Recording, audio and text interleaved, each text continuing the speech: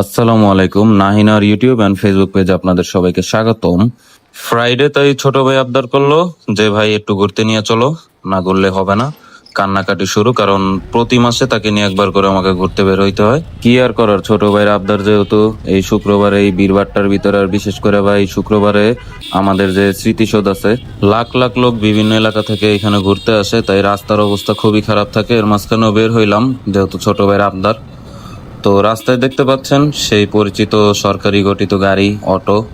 এই অটোর ফাঁক ফোকর দিয়েই ভাই আমার এই অবৈধ গাড়িটা চলছে। কোনো ট্যাক্স ভ্যাট, আমি ট্যাক্স ভ্যাট দেই যদিও, বাট আমাদের যে পাশে যে সরকারি গাড়িগুলো যাচ্ছে এগুলো হলো সরকার কর্তৃক নিয়ন্ত্রিত। এগুলো বাংলাদেশ সরকারের গাড়ি, সো এগুলোর ট্যাক্সও লাগে না, ভ্যাটও লাগে না। এগুলো রং মারলেও কোনো মামলা নাই। বাট আমরা ভাই একটা সাইডে দাঁড়ায় থাকলে আমাদের গাড়ির মামলা হয়ে যাবে। তো মূল প্রসঙ্গে আসি, ছোট ভাইয়ের সাথে বের হইলাম রাইডে। আর রাইডে বের হইতে হইতেই আজকে ঘটে গেল এক অনাকাঙ্ক্ষিত ঘটনা। এক সরকারি গাড়ি তার মন চাইছে হাইওয়ের মাঝখান দিয়ে বাম থেকে হুট করে ডানে ঘুরিয়ে দিল। আমার গাড়ির স্পিড ছিল 90+।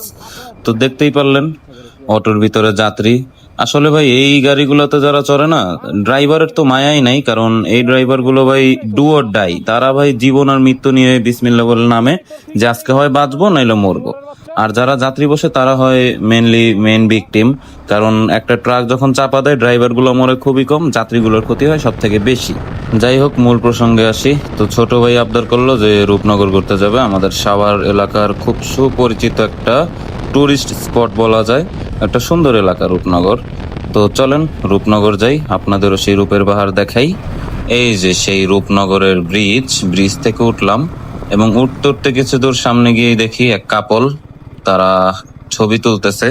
যদিও আমি আমার ছোট ভাই আমার পিছনে বসা, আমার কপালে কোনো কাপল গোলস নাই। যাই হোক, তাই না, একেবারে চলে আসলাম নৌকার ঘাটে।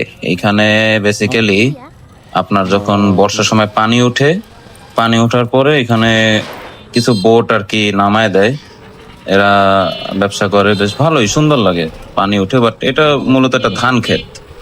বিশ্বাস করেন বা না করেন, সামনে গেলে মনে হবে জানি কত বড় একটা লেকের মতো, বাট না, এটা হলো একটা ধান খেতি। পানি উঠছে, ওই পানিতেই কিছু নৌকা নামাই দিল। তো এখানে বেশিরভাগ আসে ভাই যাদের গার্লফ্রেন্ড আছে, বউ বাচ্চা আছে। আমার আছে ছোট ভাই, আমার না আছে কোনো গার্লফ্রেন্ড। যাই হোক, রূপনগর ঘোরা শেষ করে আসলাম সেই তারাপুর মাঠে, বিখ্যাত খাবার পট্টিতে।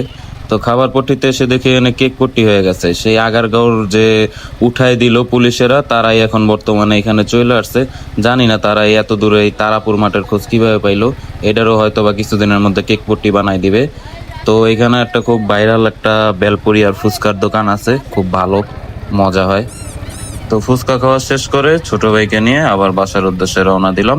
শুক্রবার, তাই মাঠে বেশ ভালো একটা মেলার মতো আয়োজন হয়েছে, প্রচুর লোক আসে। খালি শুক্রবার না, অন্যান্য দিনগুলোতেও এই মাঠে বেশ ভালো রকমের ভিড় থাকে সন্ধ্যার পরে, কারণ এখানে খাবারের স্টল বসে। তো যাই হোক ভাই, বের হয়েছিলাম শুক্রবার একটু ছোট ভাইকে নিয়ে ঘোরাঘুরির উদ্দেশ্যে। বাট আমি সবসময় ভাবি যে ভাই রাস্তায় যেদিন বের হবো, রাস্তায় ভাই ঝগড়াঝাটি করবো না, মারামারি পিটাপিটি হবে না। বাট কোনো এক সরকারি গাড়ির সাথে আমার প্রতিদিন সংঘর্ষ হয়ে যায়। তো সবাই ভালো থাকবেন, সুস্থ থাকবেন, সাবস্ক্রাইব, ফলো, আল্লাহ হাফেজ।